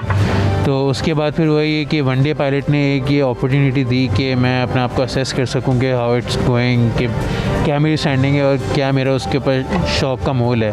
उन लोगों को ट्राई करना चाहिए ताकि उन लोगों को पता हो कि क्या इस चीज़ के चैलेंजेस हैं, क्या इस चीज़ का अपना एक लुत्फ़ है। तो वो एक बहुत ज़रूरी चीज़ है मैं समझता हूँ। तो ये कि ट्राई करें, हाँ, इट्स अ गुड थिंग। बिल्कुल वहीद, बहुत शुक्रिया, आपने ये सफ़र करवाया और ये फर्जी नहीं है, आप वाकई उड़ा रहे हैं और सर्टिफिकेट भी उनको मिला। ये सिमुलेटर नहीं था क्योंकि अब तो इतनी गेम्स आ गई हैं ना कि वो उड़ाते हुए भी आपको ऐसा ही लगता है आप जहाज़ वाकई उड़ा रहे हैं। बिल्कुल ऐसे ही, और लोगों ने वो पता नहीं उनको क्या कहते हैं, मुझे नहीं पता, पहने होते हैं और लोग ऐसे हो रहे होते हैं, वो आप उनको देखें तो देख कैसी आ रही होती है, कई वीडियोज़ भी सामने आती हैं। बिल्कुल, लेकिन इट्स अ वंडरफुल एक्सपीरियंस और अगर आपको भी शौक़ है उड़ने का तो आप ये शौक़ पूरा कर सकते हैं जैसे कि हमने आपको दिखाया। हाँ, हवाओं में ज़रूर उड़िए। हम एक ब्रेक की तरफ बढ़ रहे हैं, स्टे विद अस।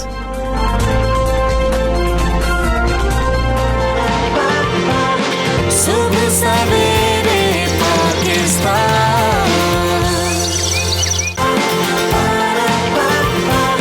सुबह सवेरे पाकिस्तान।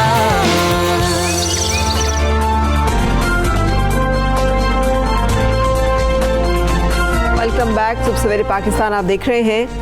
पिछले दिनों आपने भी एक बहुत दिलखराश वाक़या सुना होगा और हमने भी उसके बारे में बात की थी जब हम प्रोग्राम शुरू कर रहे थे कि ये कैसे हो सकता है कि एक बाप अपने बच्चों को अपने हाथों से खुद नहर में फेंक दे और बच्चों की उम्र जो है वो 1 से 7 साल के दरमियान, 5 बच्चों के साथ ये हुआ। और यकीनी एक के बाद एक किसी जगह पे तो दिल पसीजा होगा, लेकिन उस जालिम और संगदिल शख्स का ना दिल कांपा, ना हाथ उसके जो हैं वो लर्जे और वो ये कर गुजरा। बिल्कुल ऐसे ही। और जब पुलिस को उसने बयान दिया, उसने कहा कि मेरा बीवी से झगड़ा हो गया था और बच्चों ने बिल्कुल शोर नहीं किया। अगर बच्चे शायद कुछ शोर करते, कुछ आवाज़ निकालते तो शायद मेरा दिल पिघल जाता। इस किस्म के उसने बयानात दिए और फिर लोग मुझे ताने देते थे जिसकी वजह से हमारी आपस में चपकलिश रहती थी, लड़ाई रहती थी और मैंने तंग आके ये कदम उठाया। ये उस शख्स ने बयान दिया है जो कि उसकी मेंटल जो हेल्थ है उसके हवाले से बड़ा क्लियरली बताती है। अच्छा हमजा, यहाँ पर ना मुझे मेरी ज़िंदगी में बारहा इस चीज़ का एहसास हुआ है, हम इस बारे में बातचीत करेंगे, लेकिन मुझे ये एहसास हुआ है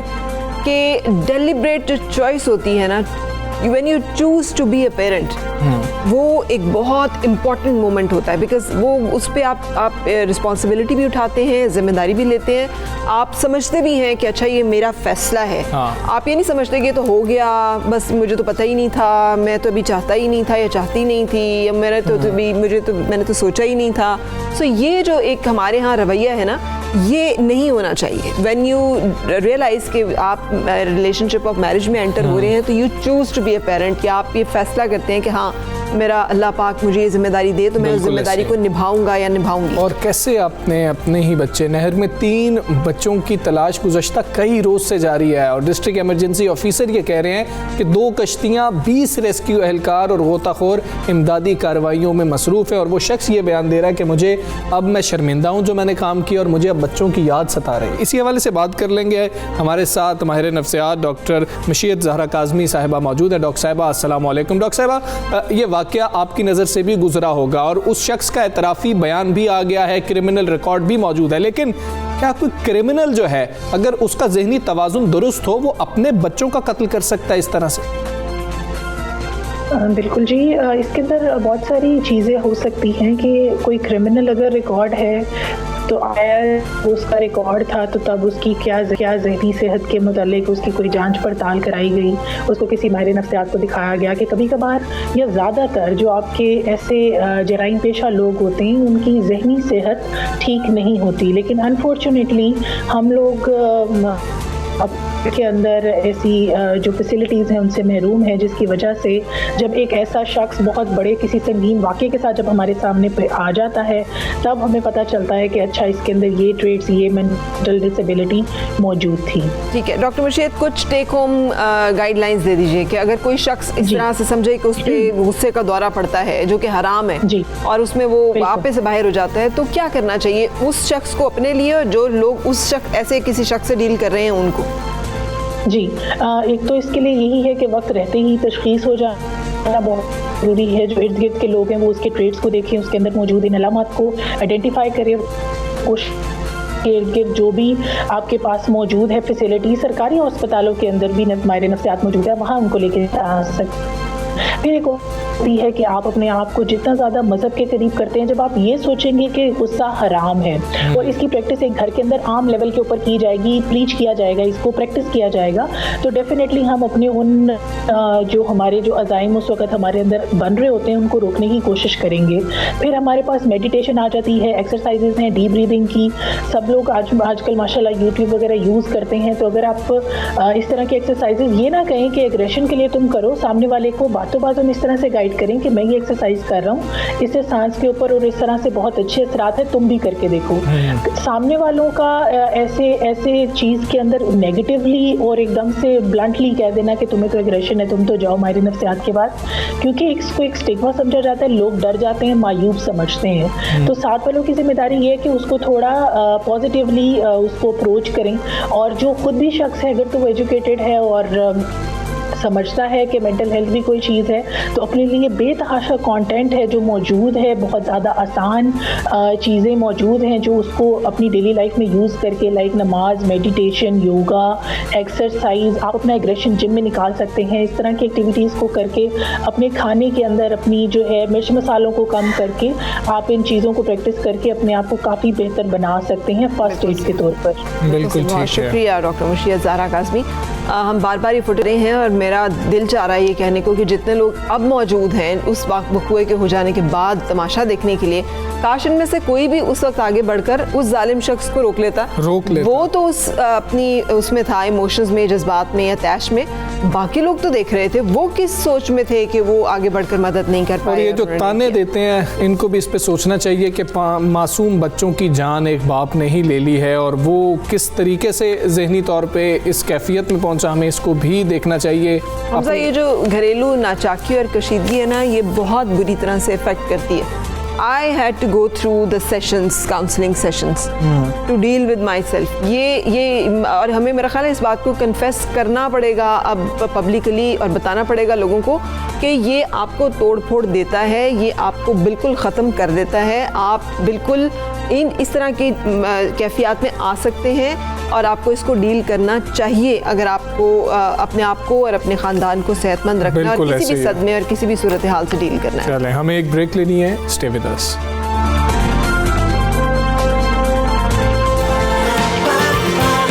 सुबह सवेरे पाकिस्तान,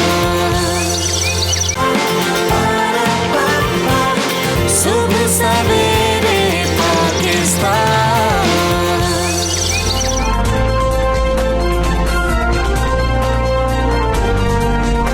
वेलकम बैक सुबह सवेरे पाकिस्तान आप देख रहे हैं। और एक मिथ है हमारे यहाँ के जो खेलते कूदते हैं या जो स्पोर्ट्स में दिलचस्पी रखते हैं वो शायद ख़राब हो जाते हैं, ज़िंदगी में कुछ नहीं कर सकते। हालांकि सेहतमंदाना जो सरगर्मियां हैं उनमें शामिल रहने वाले लोग ज़िंदगी की दौड़ में हमेशा ज़्यादा कामयाब रहते हैं। बिल्कुल, और ये प्रूव हुआ है। ये प्रूव हुआ है और ये आज ऐसी ही सक्सेस स्टोरी हम आपके साथ जो है ना शेयर कर रहे हैं। खेलों के शौकीन और लम्ज में 4 साल तक बेहतरीन स्पोर्ट्समैन अवार्ड का फाते, तालीमी मैदान में भी एक शानदार तालिब इल्म साबित हुआ है।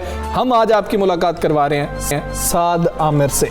अच्छा Saad, welcome, thank you very much for joining. लेकिन पहले बता भी दें सब लोगों को कि साद ने अपने इंटरनेशनल GRE इम्तहान के नतीजे से सबको हैरत में मुब्तला कर दिया। उन्होंने टेस्ट में 340 में से 339 के स्कोर के साथ एक रिकॉर्ड कायम किया है। और ये पाकिस्तान के कोई बोर्ड्स का इम्तहान नहीं है कि जिसमें 1000 में से 9,999 नंबर। मैं ये बता रहा हूँ कि मैंने खौफजदा होकर ये टेस्ट नहीं दिया था कि मैं तो क्लियर नहीं कर सकता। बड़ी साफ सी बात। GRE, टॉफल, ये कुछ ऐसे इम्तहान आते हैं जिसमें आपको बड़ा मतलब मुश्किल होता है। 2018 में साद लम्स से फारिग तहसील और इकनॉमिक्स में इन्होंने अपनी डिग्री की और फिर GRE की तैयारी के अमल को याद किया उन्होंने। और बताते हैं कि कहीं से इन्हें गाइडेंस नहीं मिली। बाकी की कहानी हम इन्हीं की ज़ुबानी आपको सुनाते हैं। अस्सलाम वालेकुम Saad, congratulations, we are really proud of you. आपने 2 हवालों से हमें जो है वो जिसे कहना चाहिए ना बहुत एतमाद दिया है। नंबर 1 तो ये कि पाकिस्तानी स्टूडेंट्स बेहतरीन कैपेबिलिटी रखते हैं, गाइडेंस ना होने के बावजूद, सरपरस्ती ना होने के बावजूद, रिसोर्सेज ना होने के बावजूद वो कम्पीट कर सकते हैं इंटरनेशनल लेवल पर। दूसरा, एक स्पोर्ट्समैन जो है वो भी अपने स्पोर्ट्समैन स्पिरिट को सामने रखते हुए जितनी भी मेंटल टफनेस के जो है ना सूरत हाल उसके साथ डील कर सकता है मुश्किल से मुश्किल सूरत हाल को। तो आप क्या कहेंगे इन दोनों चीज़ों के बारे में?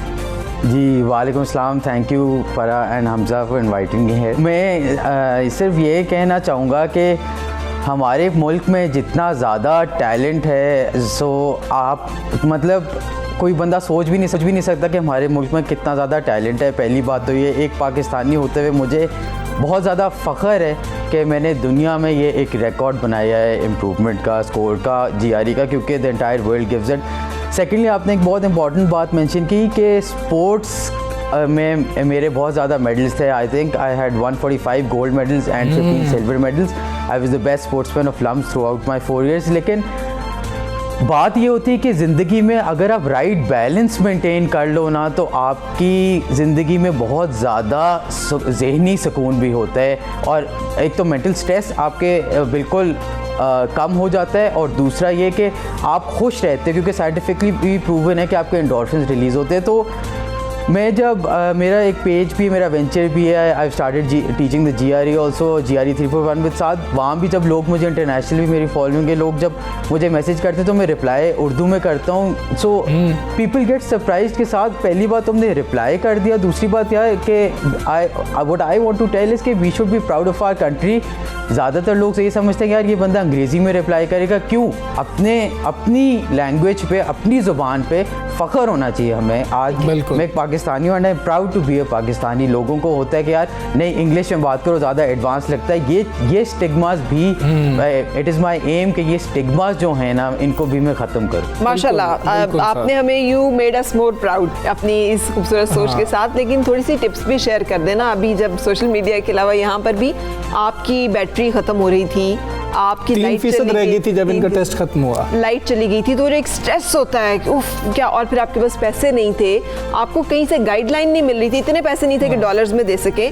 सो कैसे आपने इन तमाम सूरत हाल के बावजूद इतना एक्सीलेंट जो है वो रिकॉर्ड? मेरे जैसे स्टूडेंट्स के लिए बता दें जो GMAT और GRE देना चाहते थे, खौफ से नहीं दे सके। जी यहाँ एक बहुत ज़्यादा इशू गैप ये है कि गाइडेंस कोई सही नहीं देता। लोग बहुत डिफरेंट रिसोर्सेज से पढ़ना शुरू कर देते हैं। ऑफिशियल गाइड्स जो ETS की अपनी जो टेस्ट मेकर हैं उसी से ही पढ़ना चाहिए। और दूसरा ये कि अगर हर बंदा मेरे से पूछता है कि कितनी देर लगानी चाहिए, कम से कम आपको 2 महीने लगाने चाहिए। और फिर अगला सवाल लोग मेरे से पूछते हैं कितने घंटे रोज़ के, तो 3 घंटे में। ये भी कह सकते हो नहीं यार 6 घंटे पढ़ लो, लेकिन आपने अपने राइट फ्रेम ऑफ माइंड में रहना है। ये नहीं कि आपने बस पूरी ज़िंदगी इसी चीज़ पे लगा देनी है। आप फिर एक बहुत ही ज़्यादा बबल में चले जाते हो, फिर उससे बल्कि काउंटर प्रोडक्टिव होना शुरू हो जाता है। आप एक बबल में फंस के बहुत ज़्यादा मेंटली डिप्रेस होते हो। So 3 hours is more than enough. And using the official guides जो कि ETS की 3 ऑफिशियल गाइड्स आती हैं, those are more than enough. में देखें इतनी कंपनीज़ ने, थर्ड पार्टी प्रेप्स ने ये एग्ज़ाम को रेप्लिकेट करने की कोशिश किया कि हमारे क्वेश्चंस बहुत अच्छे हैं, हमारे ये अच्छे हैं, वो अच्छे हैं। अगर तो वो अच्छे होते हैं तो आज ऑफिशियल गाइड्स की मतलब ETS जो कंपनी इटसेल्फ है उसकी कोई अहमियत ही नहीं होती। जैसे इन्होंने कहा कि मेरा फ़ियर था ये एग्ज़ाम हमने नहीं दिया, वो फ़ियर मेरा भी था क्योंकि जब मैं भी यहाँ रिसोर्सेज देखता था तो एक तो ये कि रिसोर्सेज बहुत ज़्यादा इतनी स्कैटर्ड हैं कि समझ ही नहीं आता। दूसरा ये कि कोई आपको सही डायरेक्शन में पता ही नहीं सकता क्योंकि ख़ुद आपने रगड़ा नहीं खाया होता। मैंने एक दफ़ा स्कोर 296 भी लिया आउट ऑफ 340। वहाँ से मेरी मोटिवेशन आई कि नहीं यार मैं ये कर सकता हूँ फिर से। मुझे बस क्योंकि जब मैं लोगों को गाइड करता था उनका मेरे से ज़्यादा स्कोर आता था, तो मैं कहता था कि शायद मेरे में कुछ तो है जो मैं सही गाइड तो साथ ये स्कोर के हवाले से हमें बताएं, ये 341 आउट ऑफ 340 इसके पीछे क्या सोच है, क्या साइंस है? और दूसरा मैं आपकी वीडियो देख रहा था कि आप तैयारी के दौरान बास्केटबॉल आपके हाथ में और आप उससे भी साथ साथ खेल रहे हैं, तो तैयारी में कितना स्ट्रेस लेना चाहिए? ये बड़ा अच्छा सवाल है। ये जो 341 आउट ऑफ 340 है, ये एक मैंने पन इंटेंड की है कि मेरे पास इतने जुगाड़ हैं और इतने स्ट्रीट स्मार्ट टेक्निक्स हैं कि आपको फुल मार्क्स की जगह भी एक बोनस मार्क मिल जाएगा। So that is the thinking behind it. And दूसरा ये आपने जो मेरी वीडियो देखी, जी मैं बास्केटबॉल वगैरह में काफ़ी ज़्यादा, मैं स्क्वॉश वगैरह में बहुत ज़्यादा स्पोर्ट्स खेलता था। ये अगर तो आप स्पोर्ट्स नहीं खेलते, आई डोंट से कि स्पोर्ट्स ही खेलो, कोई और एक्स्ट्रा करिकुलर चले जाओ, ड्रामा हो जाए, डिबेटिंग हो जाए। अगर तो आप ये नहीं करते और अगर मेरा ये स्कोर आया होता, मुझे लगता है मुझे इतना ज़्यादा लोग भी मेरे से रिलेट नहीं कर सकते होते क्योंकि कहते हैं यार ये तो जीनियस है, इसका तो आना ही था। अब मेरे से लोग क्या रेजोनेट करते हैं, यार ये हमारी तरह का ही था, देखो इसका पहले ये स्कोर है, अब ये आया, ये स्पोर्ट्स खेलता है, ये जुगाड़े लगाता है। So everyone relates to me as a normal human being. And मेरा अब तो हमजा भाई ये स्कोर आ गया तो लोग कहते हैं ये बहुत बड़ा जीनियस है। मैं ये बताना चाहता हूँ मैं नहीं हूँ उतना बड़ा जीनियस।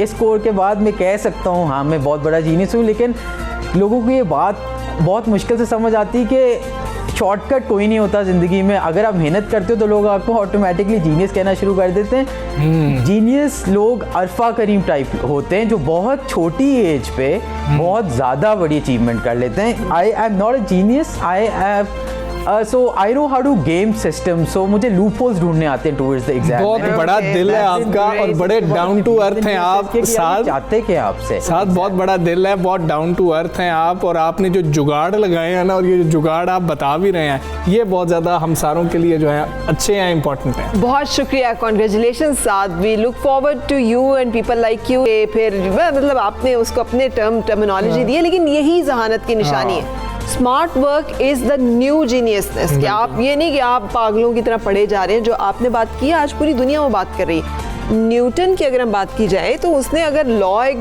दरियाफ्त किया था तो उससे वो कशिश शकल का और वो तमाम चीज़ें, तो इसलिए कि उसके अंदर उस तरह की जहानत थी, ना कि एकेडमिक के इतने स्कोर और इतने नंबर और यहाँ की डिग्री और वहाँ की डिग्री। बिल्कुल, ये साथ जो है ना, साथ को फॉलो कीजिए और आप बड़े स्कोर करना चाहते हैं तो जुगाड़ लगाएं जिस तरह साथ ने लगाया। हम दोनों को इजाज़त दीजिए। अल्लाह हाफ़िज़। Have a good day.